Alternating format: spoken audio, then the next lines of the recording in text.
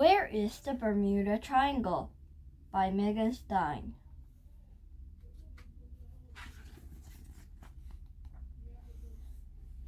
Where is the Bermuda Triangle? On the beautiful sunny afternoon in 1945, 5 airplanes took off from the runway in Fort Lauderdale, Florida. The planes were U.S. Navy bombers, but they weren't going to drop bombs. They were going just out on the training run. The pilots were supposed to fly east over the ocean and then go north for a while before heading back home. The whole flight was supposed to last only 2 hours. The ship was called Flight 19. But somehow, these pilots got lost and confused. They didn't know which way to go.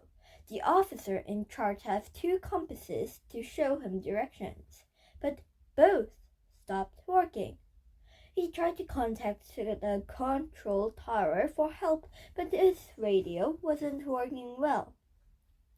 Then another pilot flying nearby and heard that they were lost. He offered to come help, but the officer told him not to. Before the day was over, all 5 planes had disappeared without a trace. The Navy quickly sent another plane out to search for them, and it vanished too. How could this possibly happen? How could 6 planes and 27 men vanish into thin air, never having sent an emergency signal? All the planes have life rafts on the board. If the pilots had to land their planes in the ocean, wouldn't at least some of the pilots have survived? For weeks, the Navy searched the wide area of the sea. They never found a single thing, not even a piece of broken plane floating in the water. Even now, more than 70 years later, the story makes people wonder whether there is something strange and unusual about the area the planes were flying through. In fact, it is just one of the stories about the Bermuda Triangle, the name given to a triangular area in the ocean off the coast of Florida, where dozens of ships and planes have disappeared. Some stories say the Bermuda Triangle sucks ships into the sea. Others say that planes can enter the Bermuda Triangle but never escape. Over the years, ships have been found floating in the water, abandoned ships in perfect condition, with food still cooking on the stove, but no people on the board. Huge ocean-going ships have been said to break in half in the treacherous seas. One year at Christmas time, 2 men went out on the boat only a mile from the Florida coast. They wanted to gaze at Christmas lights back on shore. They hit something in the water and called the Coast Guard for help. But when the Coast Guard arrived 20 minutes later, they had vanished. They were never seen or heard from again. To add the spookiness of this story, the boat was called the Witchcraft. This is the story of the mysterious area known as the Bermuda Triangle. Who vanished? How did they disappear? And why? Air traffic control towers. How do airplane pilots avoid running into each other in the sky, as they know when it's their turn to take off or land at an airport? Who can help when a pilot gets lost during a flight? The air traffic control towers in charge. Every airport has a control tower with people inside to talk to pilots as they fly. The control tower tells each pilot how high above the ground they may fly that day, their altitude. The tower creates invisible layers of planes like roads in the sky. This system keeps planes from crashing into each other by never flying in the same place or at the same altitude. As the planes fly across the United States, it's always in radio contact with the nearest tower. But when the Flight 19 got lost, their radio signals were poor. They couldn't always hear what the tower was saying. Chapter 1. The Deadly Triangle. Where exactly is the dangerous areas of the water that, according to the stories, have been the cause of so much tragedy? Just 3 lines on the map connecting Bermuda, Puerto Rico, and Miami, Florida. The lines will make a triangle in the ocean. That's the location of Bermuda Triangle.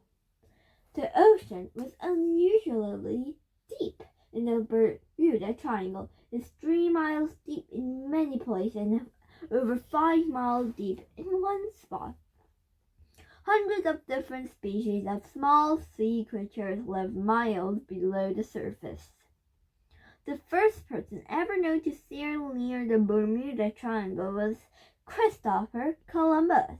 In 1492, he sailed west from Spain, hoping to find a new route in Asia.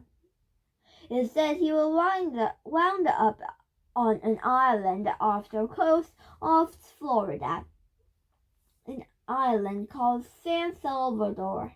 That's now part of the Bahamas. But before he reached the Bahamas, Columbus experienced something very strange about this ship, the Santa Maria. He sailed into the vast area where the ocean was covered in the thick carpet of weeds.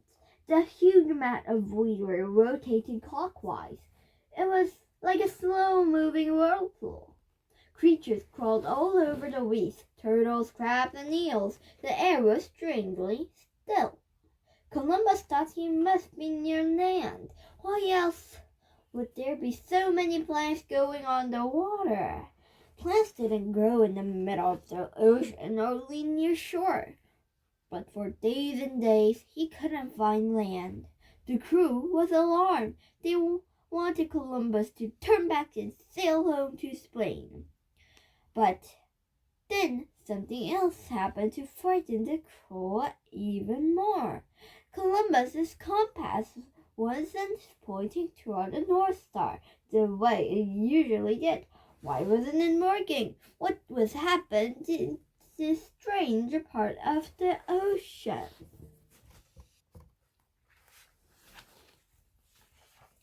Columbus didn't know it, but he had sailed into what's now called the Sargasso Sea, a huge area of the Atlantic Ocean.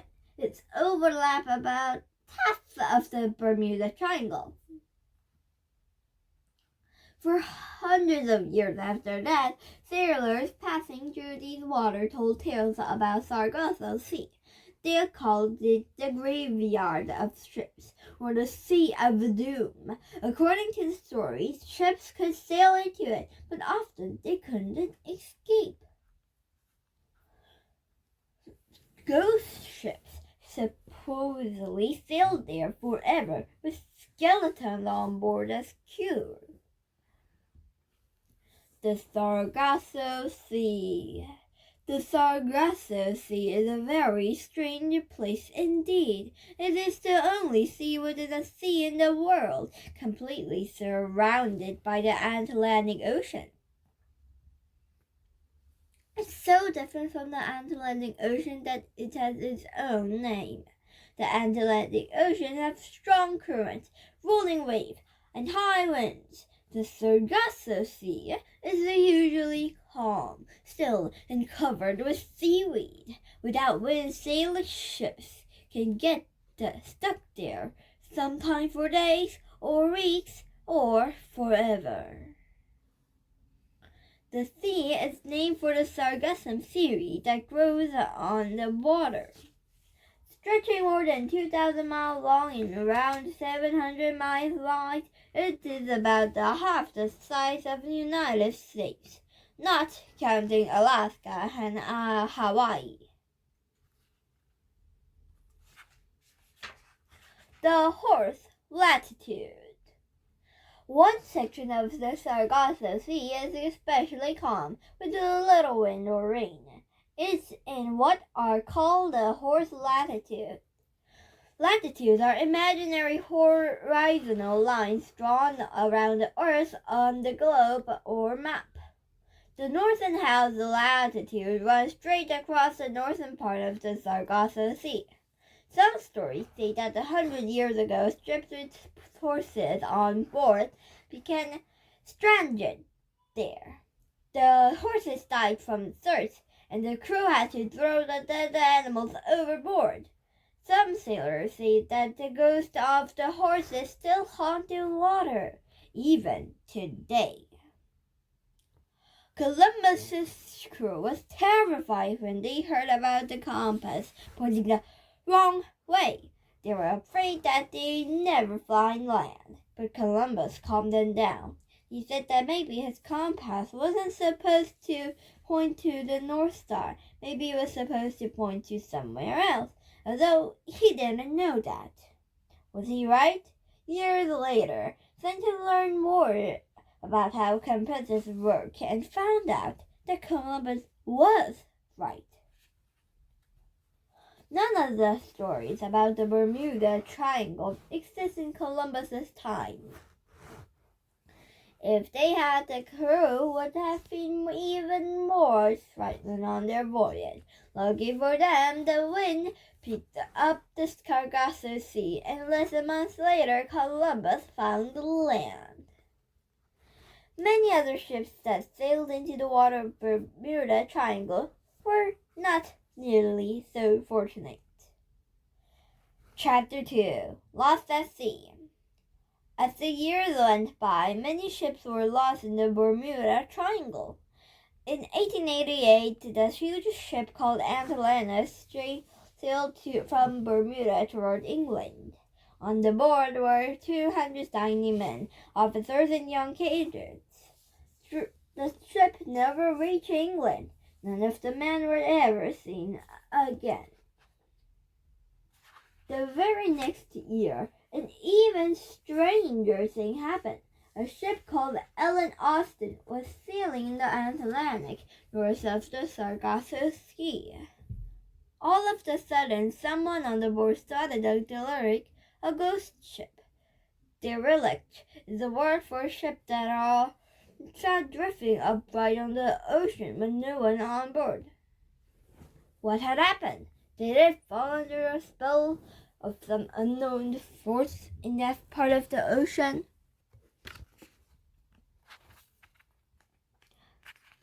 The captain of Ellen Austin watched the ghost ship drifting for 2 days. He wanted to make sure it really was abandoned. He didn't want to walk into a trap set by pirates. Finally, he decided it was safe. He sent some of his own men into a small rowboat to check out the drifting ship.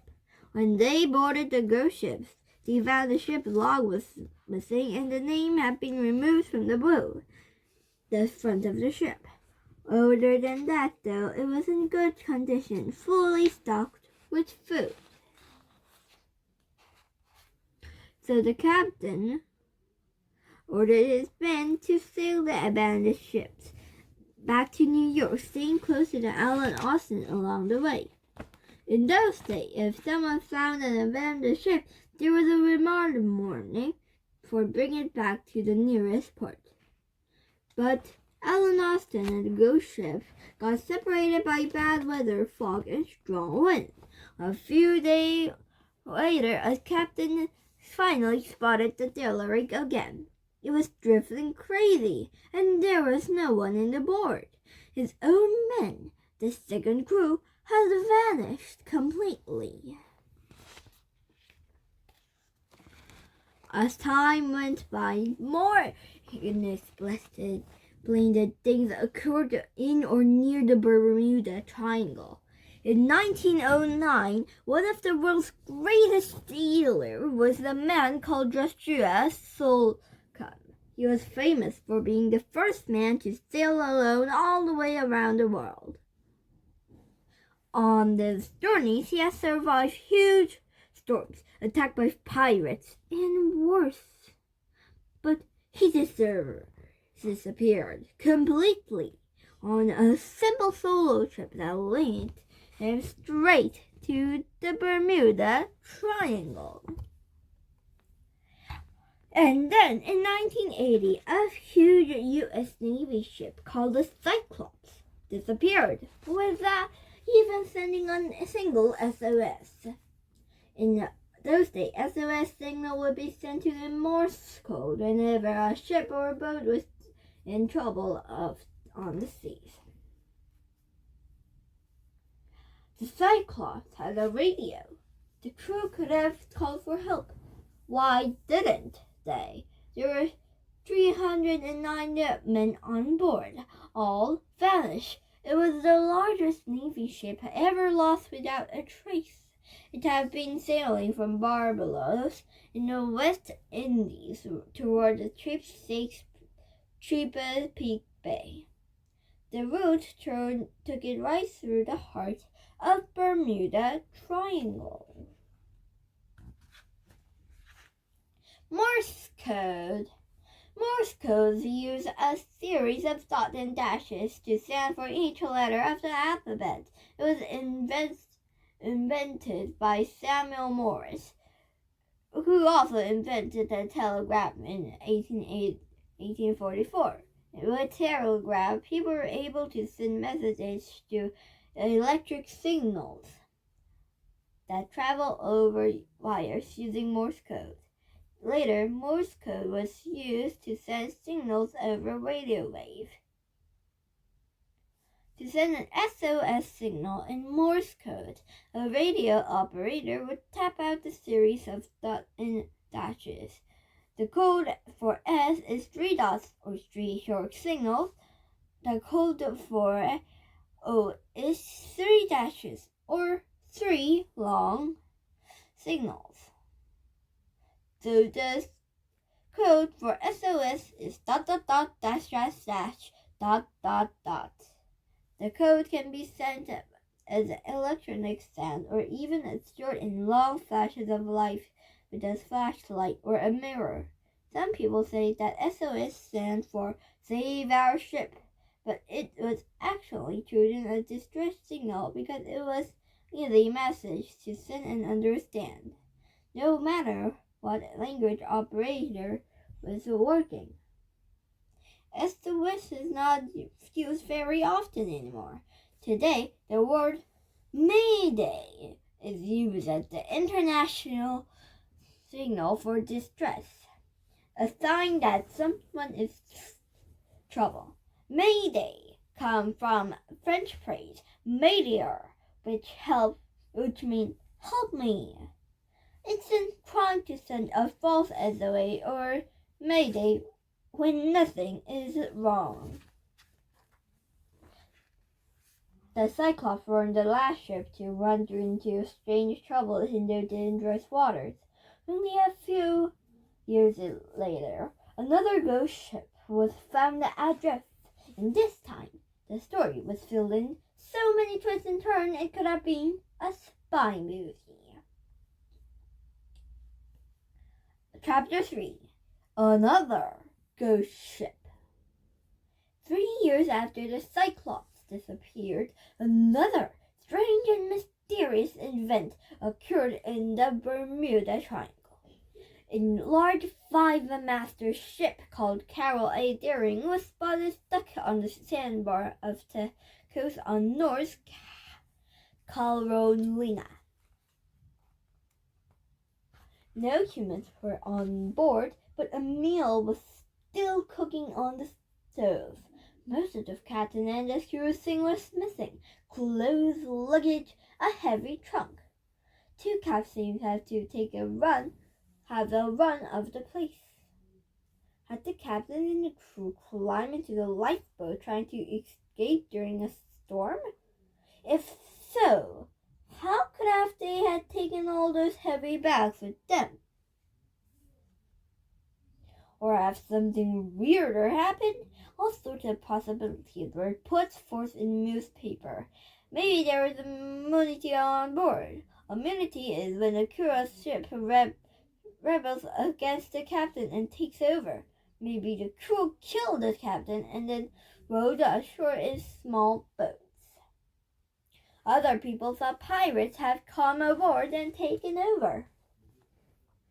There was very little, however, to back up most of these ideas. Then, in June 1921, the New York Times reported that the message had been found in a bottle of ashore in North Carolina. The message appeared to have been written by one of the crew members. It said the ship had been taken over and the crew had been put in leg irons. The captain's wife hired a handwriting expert to look at the message and want to know who had written it. For a while, he was convinced it had been written by Henry Bates, one of the crew members on her husband's ship. Later, though, the man who discovered the message of the bottle admitted that it was a hoax or a trick. Finally, the New York Police Department says maybe the Russians were to blame. The police had heard stories about the Russians' fleet. According to the stories, a group of Russians living in America would get themselves hired as sailors on a ship. Once at sea, they were immunity. Then they'll sail a ship into the Russian port. Maybe Russians took over the ship and have to abandon during bad weather. Years later, though, some people began to suspect another reason. They thought the Carol A. Deering had been a victim of the Bermuda Triangle. As time went by, a list of ships had gone missing and the Bermuda Triangle kept piling up. In 1941, two more huge Navy ships disappeared. They were sister ships to the Cyclops. They had been sailing through the triangle on a trip north to Portland, Maine. A few years later, a ship called the Rubicon was found drifting off the coast of Florida, with only a dog on board. What had happened to the captain? Why were all his clothes still there? Is it a boat or ship? What's the difference between a boat and a ship? The U.S. Naval Institute said you can put a boat on a ship, but you can't put a ship on a boat. What that means is that ships are big enough so that they can carry smaller boats on them, lifeboats, for instance. But boats are usually too small to carry other boats. Some ships, however, are so big they can carry another ship. The smaller ship riding on the gigantic one doesn't suddenly become a boat just because it's piggybacking. In 1952, a writer named George X. Sand wrote an article about the disappearance in the Atlantic Ocean.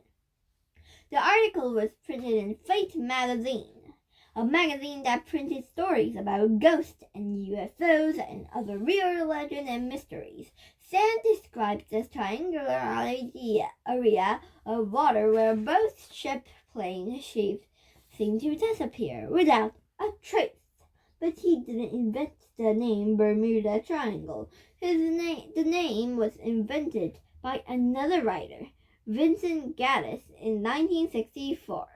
He wrote a cover story about the mysterious Bermuda Triangle for a magazine called Agustin. 10 years later, a writer named Carl Burles wrote a best-selling book that made the Bermuda Triangle a popular topic all over the world. Some people thought that idea of Bermuda Triangle was silly. They said it was easy to explain why boats would sink or vanish in the ocean. The ocean is huge. At times it's filled with enormous, powerful waves that roll and swirl. Of course, huge waves can swallow up smaller boats or cause big ships to turn over. But what about the planes? How could anyone explain all the planes that disappeared over the same triangle spot on the map?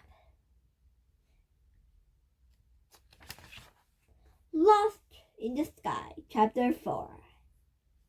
After the 5 Navy planes and Flight 19 vanished, more stories of disappearing airplanes began to mount up. In 1948, a plane called the Star Tiger was headed toward Bermuda. The flight had started in London, and 31 passengers and crews on the boat. The weather was beautiful in Bermuda that day, and the pilot called the tower to say that the plane would arrive on the time, but it didn't. After that radio call, the Star Tiger was never heard from again. The U.S. Air Force immediately sent out a search team to search the ocean for 5 solid days. Not a single piece of airplane was ever found. The British investigated the disappearance. The plane was British, and Bermuda is a British territory. They didn't turn up enough evidence to explain what certainly had happened. Bermuda. Bermuda is a small group of beautiful islands in the Atlantic Ocean. It is famous for its pink sand beaches. It's located more than 600 miles off the coast of North Carolina. The weather is always warm on this island, so men wear shorts to stay cool.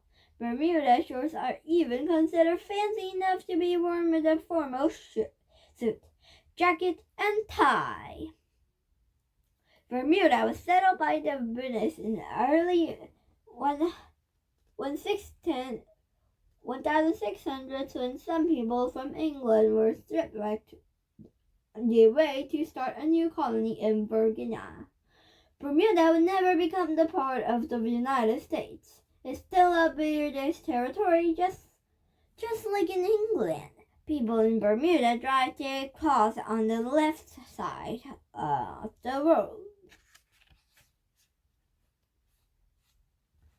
No one could ever figure out what happened to the Star Tiger. The plane had 4 engines. They couldn't have all died at once. The investigators said it was one of the most baffling problems they had ever dealt with, and it would forever remain a mystery. For the very next year, the Star Ariel disappeared after taking from Bermuda on a perfectly calm day. The Star Ariel was a sister to the Star Tiger, the same kind of plane. Somehow, without explanation, without ever calling for help, the sister plane vanished on the same route through the triangle. Meanwhile, another plane had gone missing near the coast of Florida in 1948. The passengers on the DC-3 were families on their way home to Miami from Christmas vacation in Puerto Rico. It was a perfectly clear night. No storm to worry about at all. The pilot called the Miami control tower to say that they were only 50 miles away. They'll be landing soon. Then the plane simply vanished forever. In November 1956, a plane just like the rescue plane from Flight 19 exploded one night in midair after leaving from Bermuda. A huge ship in the water below saw the explosion in the sky, and then in January 1962, another Air Force plane vanished near the triangle. In August 1963, 2 large military jets took off together from an airfield in southern Florida. Something terrible happened to both planes, but neither pilot called for help. Why not? Broken pieces of plane were found floating in different parts of the Atlantic Ocean, both in the Bermuda Triangle. The next unexplained event happened in 1965. An Air Force plane called C/9119 or flying boxcar took off from Florida, headed toward the Bahamas. The pilot called it to the tower when the plane was only about 45 minutes away from its destination. "Everything seemed fine," he reported. "No trouble. The weather's all good." And the plane was expected to arrive on time. Instead, it vanished completely. No one knows why. Then in January 1963, three planes disappeared in the same week in the Bermuda Triangle, all in good weather. On Halloween in 1991, a Grumman Cargo jet flying near the triangle disappeared from all radar screen in an instant. The plane was never seen again. A number of years later, another plane vanished from the radar while flying toward the Nassau, capital of the Bahamas. Half an hour later, it popped back on the radar screen. And then it disappeared forever. And the mystery continues. By some counts, more than 75 planes have disappeared. What's happening? Is the power of the Bermuda Triangle getting stronger? Chapter 5. Strange Answers. What kind of strange unnatural force could make ships and boats disappear in the Bermuda Triangle? Over the years, people have come up with a long list of possible explanations. One idea is that something weird going on in magnetic forces that surround Earth near the Bermuda Triangle.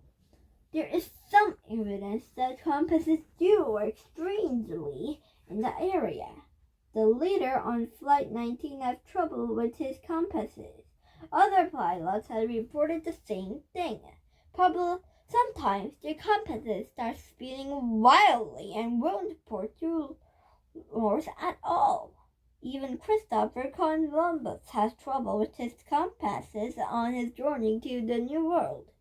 Why does the Bermuda Triangle have a strange power over compasses? To understand the answer, you need to know how compasses work. A compass is a tool that helps people know what direction they're going, north, east, south, or west. The compasses have a magnetized needle or pointer inside. The needle is mounted on a pin so it can spin around. It is attracted to the magnetic forces that encircle the Earth. Some people think a compass would always point to the North Star or the North Pole is called true north, but that's not right. The needle always points to something called magnetic north. Magnetic north isn't right at the North Pole. It's a spot near the North Pole where the magnetic force come together. Magnetic north is always slowly moving around the globe. Why? Because the spinning of the Earth is force that creates a magnetic field. As the Earth spins, the hot liquid core of this Earth changes its shape a little bit. It trains the magnetic fields, so the magnetic north is always moving. Someday it can be located 50 miles away from its usual spot. On average, so it moves about 6 miles every year. Today, sailors and pilots know that the true north and magnetic north aren't always in the same place.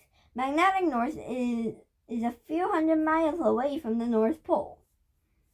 So when the pilots use a compass today, they always know they have to make a correction. They have to add or subtract from where the needle points. The amount of correction depends on where the pilot is on the globe. When Columbus sailed to the New World, He didn't know that there was a difference between true north and magnetic north, but he guessed that his compass was pointing to some other than the North Star.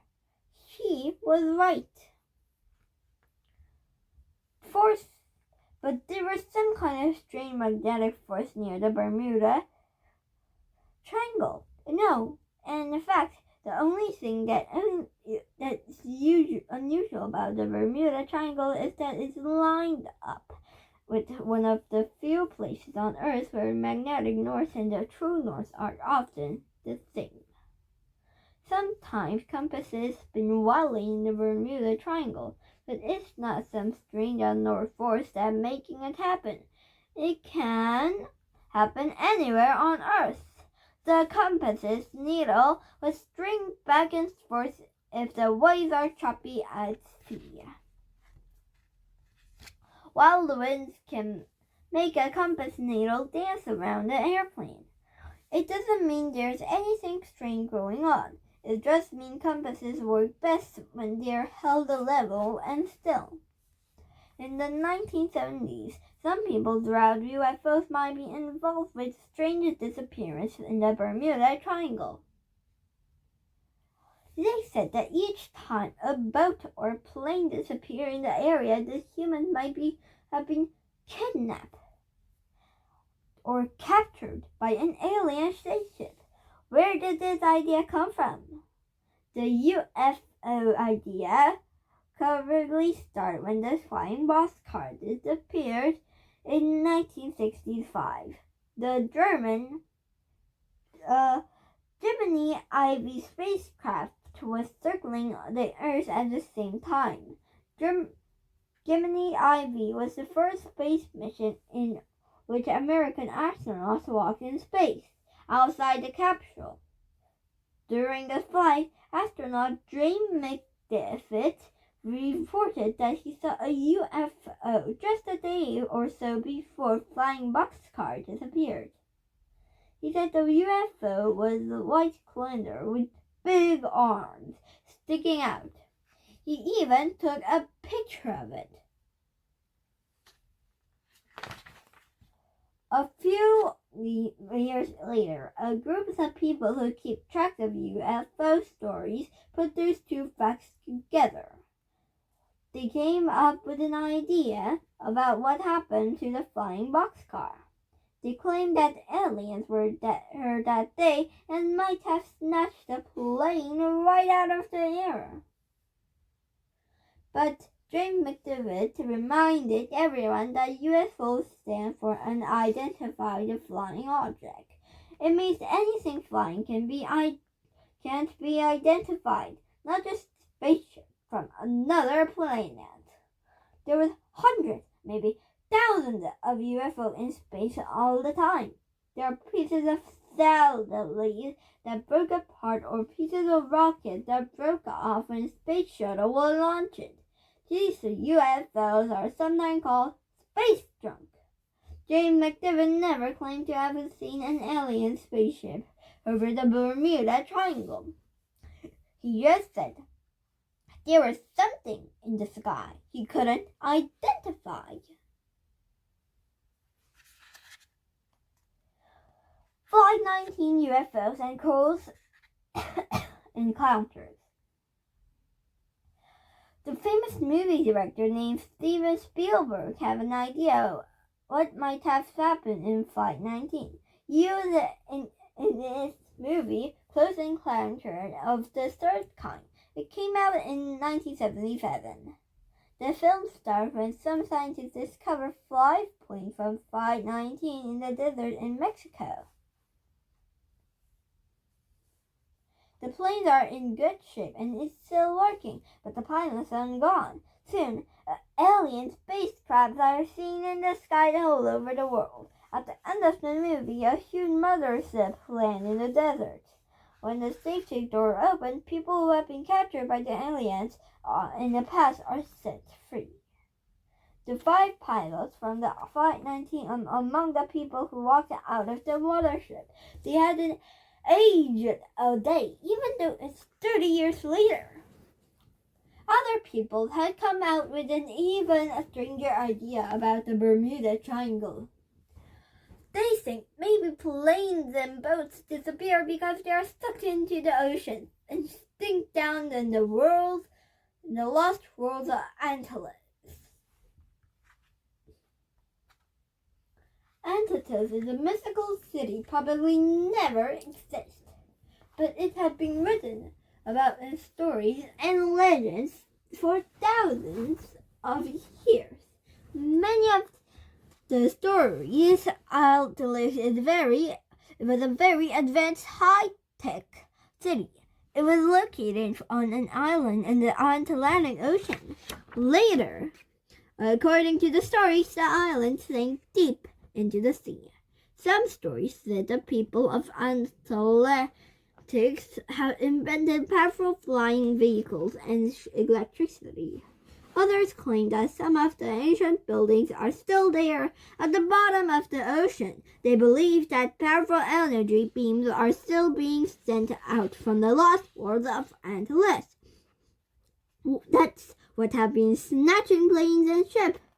There is no reason to believe that Antilles ever exists, so it has nothing to do with Bermuda Triangle. But the idea of lost world is very popular. A beach hotel and resort in Bahamas is named Antilles. The hotel is built to look like an ancient city with pyramids and water slides. Antilles is just one of the many explanations of the mystery of Bermuda Triangle. Another mere idea has to do with mercury in the ocean. Mercury is a metal that is liquid at normal temperatures on Earth. Some of it seeps into the ocean naturally.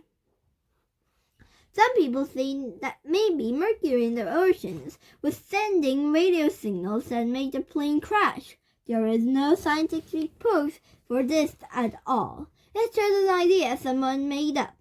Scientists don't think it's true.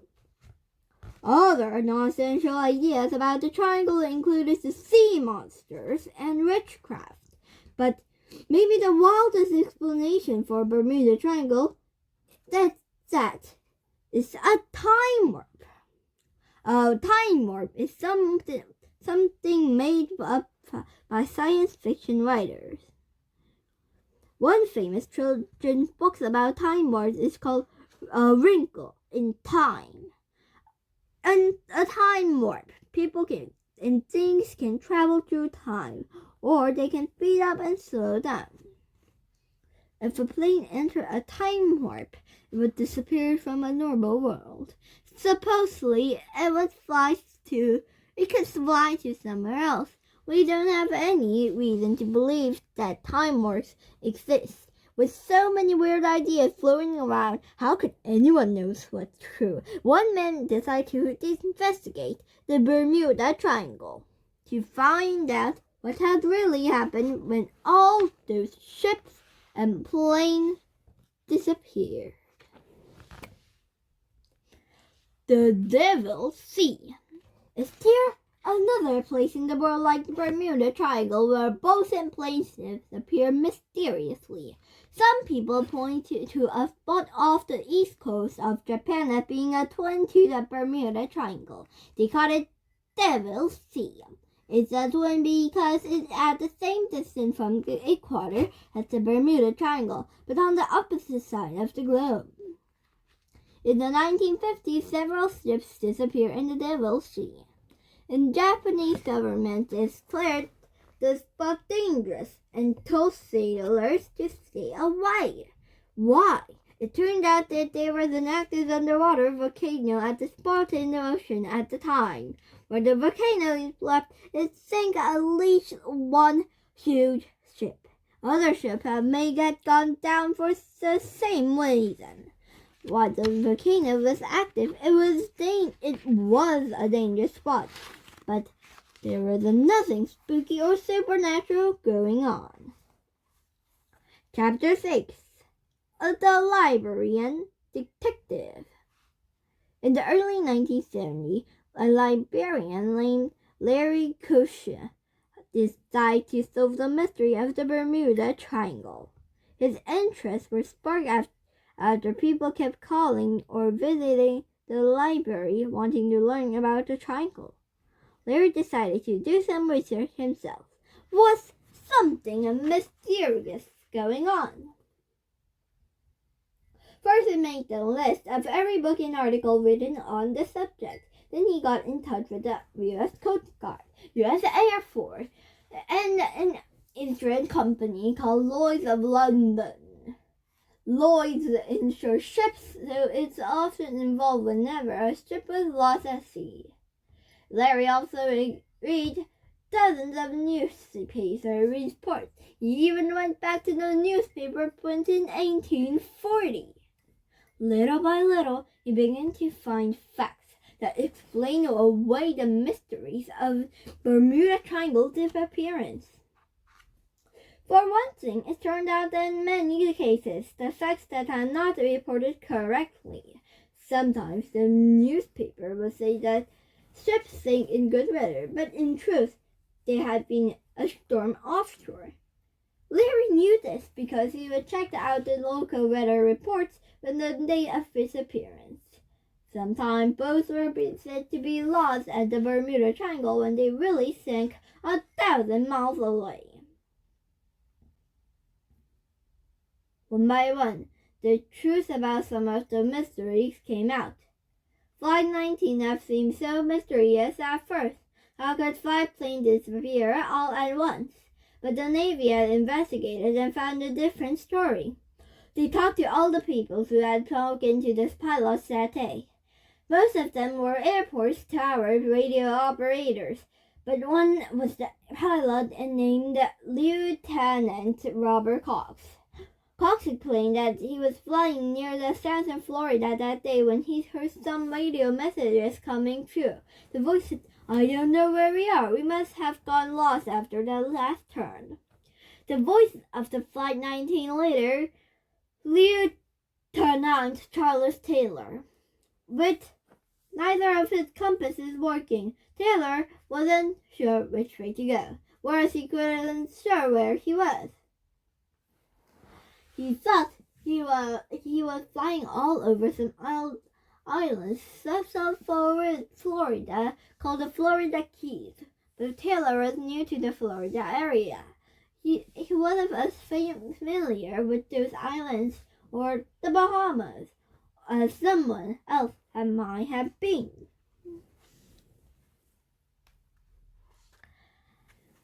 Cox tried to help. He told Taylor, "Put the sun on your port wing." That meant for Taylor to make sure the sun was on his left side. Since it was afternoon, the sun was in the west. With the sun on his left, Taylor would be flying north up the coast of Florida.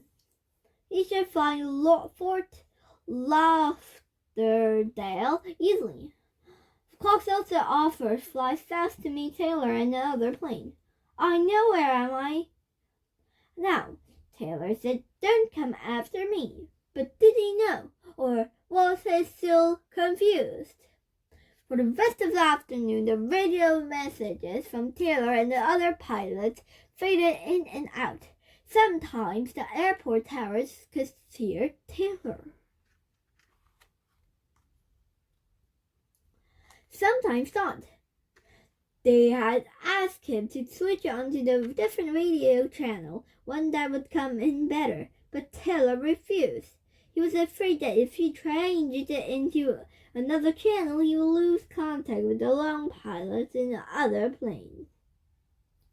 Over the next few hours, a lot of weak radio messages were heard.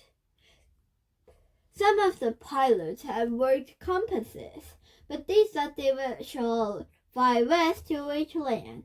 But they weren't in charge. They were being trained. Lieutenant Taylor was giving the orders, and he kept changing his mind.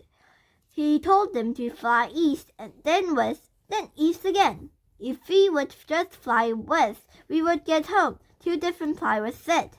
They had been flying long time too long. They were running out of gas. If they didn't find land soon, they have to ditch. That meant land in the water. Finally, the lieutenant made a terrible decision. He told the other pilots, when the first man gets down the 10 gallons of gas, we all land in the water together. Does everyone understand that? The planes remained lost for more than 4 hours. As evening fell, the weather turned windy, and in the end, they ran out of gas. Flying over the ocean, they simply never spotted land. What happened to them was a mystery. It was a tragedy. It wasn't some strange, powerful source in the Bermuda Triangle that sucked them into the ocean. It was a combination of unlucky events, the broken compasses, the bad radio signals, and the decision made by Lieutenant Taylor. What about the rescue plan that went out to find them? How could it vanish so quickly? The answer is pretty simple.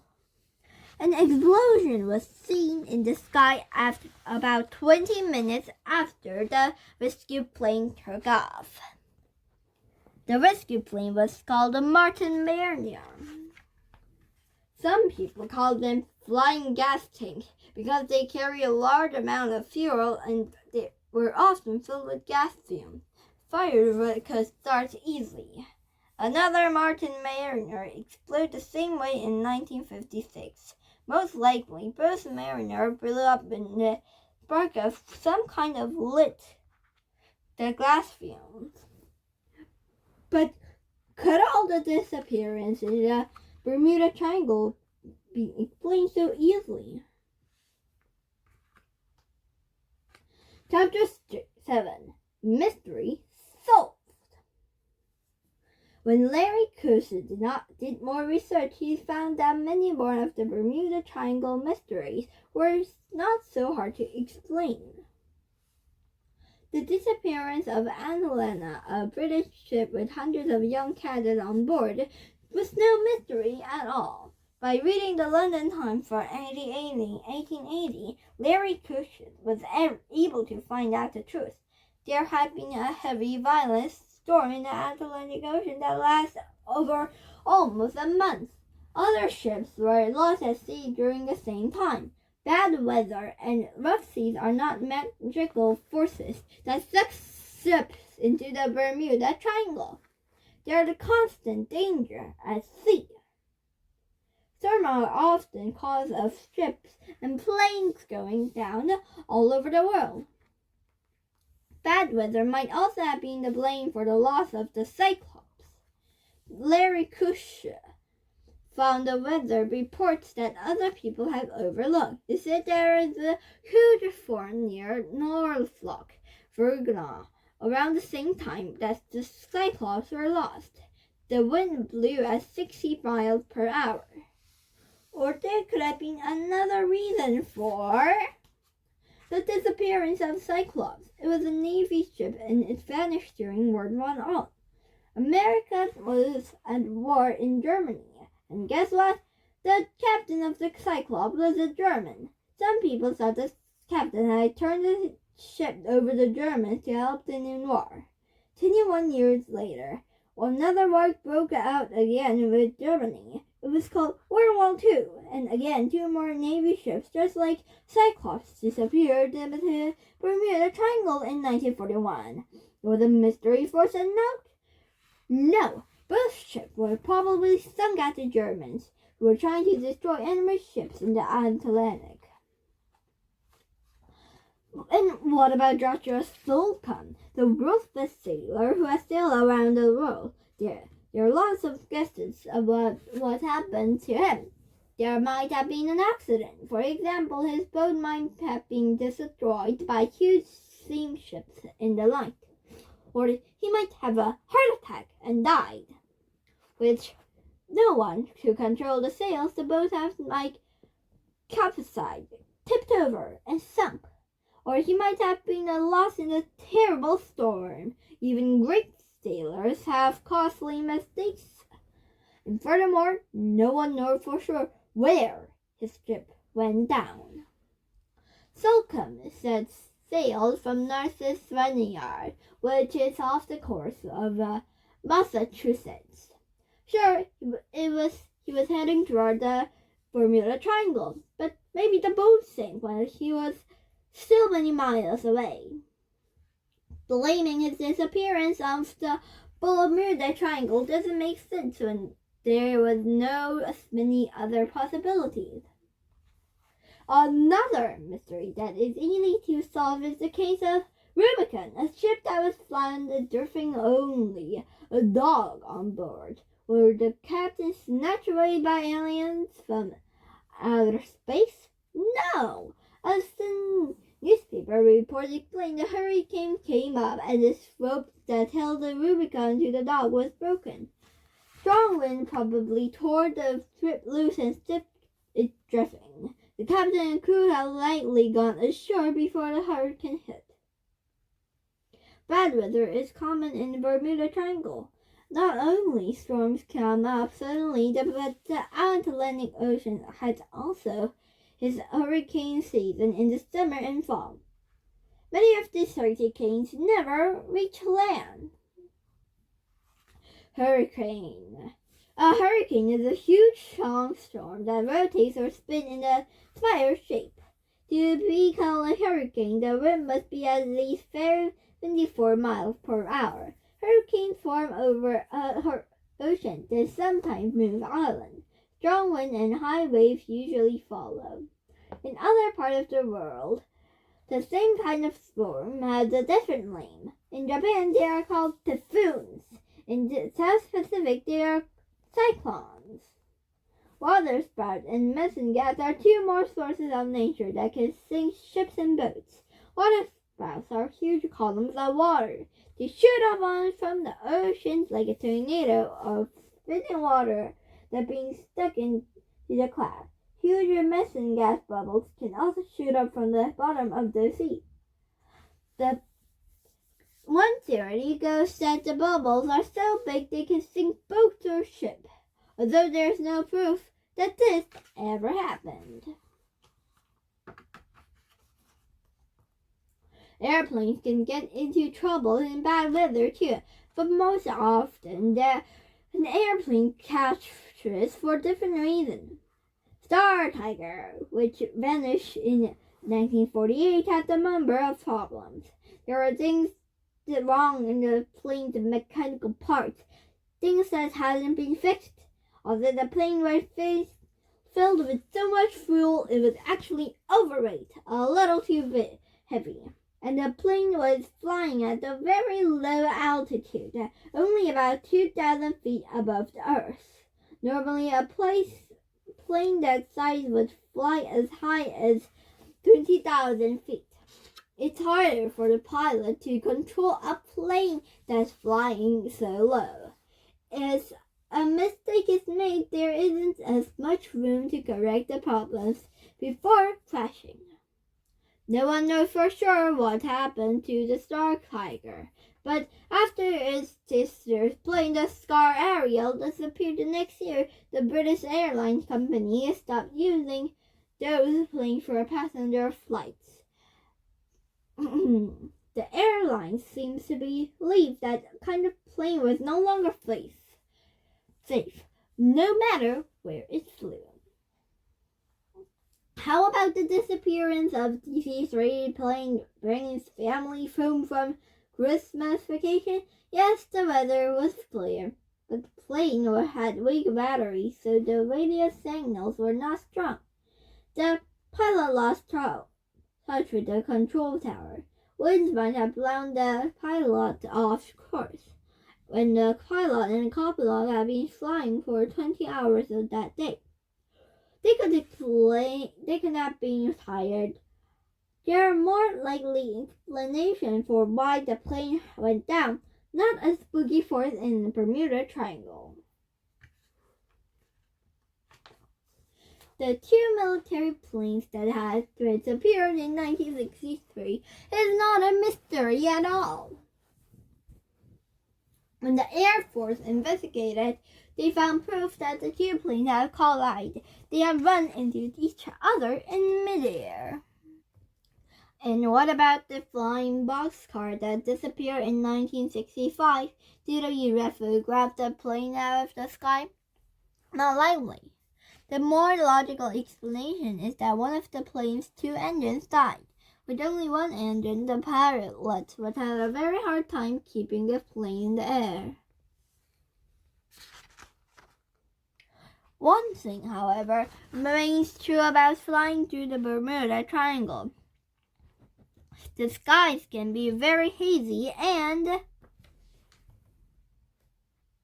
strange at times. One pilot named George Smith reported his experience. George explained how easy it is to get confused. He said that sometimes the ocean and the sky blended together so much he didn't know which was which. Sometimes he didn't know whether his plane was upside down or the right side up. He couldn't trust his eyeballs. When that happened, George said a pilot can be heading toward the water in spiral and not even realize it. Pilots can crash in the ocean without ever sending out on SOS. The same thing that can happen at night too. Sometimes if it's hazy, the star looks like lights on the ground. Pilots don't know which way is up. But not every mystery in the Bermuda Triangle can be explained so easily. Some mysteries still unsolved, even today. Chapter 8: Unsolved. We will probably never find out what happened to the ghost ships such as Carol A. Deering. The crew might have been mutilated, or the captain might have been involved in some sticky fun. Or maybe Billy went into bad weather. Maybe everyone climbed into the lifeboat and they were lost at sea. It's hard to know for sure, especially after so many years. The Ellen Austin and the Dolores strip that found remains a double mystery. It seemed almost too spooky to be true. Was it real, or was it just a ghost story? No one knows for sure, but Larry Koschek couldn't find a single newspaper report from the 1880s about Ellen Austin encountering an unnamed mystery ship. Then that was a time when newspapers was always reported about missing ships. The first person to write about Ellen Austin was Rupert Gow. He was a British naval officer who later became a writer and radio personality. He was interested in weird and unexplained events such as UFO and Loch Ness Monster. It was hard to know for sure whether Ellen Austin's story ever happened or whether someone made the whole thing up. Mary Celeste, the most famous ghost ship. In 1872, a ship named Mary Celeste sailed out of New York Harbor. The captain, his wife, and his 2-year-old daughter were on board along with a crew of 7 men. The ship was carrying 1,700 barrels of alcohol to Italy. But the Mary Celeste never reached Europe. Instead, it was found drifting in the ocean a month later off the coast of Portugal. The sails were set and that there were plenty of food on board. One report even said that dinner was on the table with coffee still in cups. Toys were scattered on the captain's bed as if his daughter had just been playing there. There was no signs of violence anywhere on the ship.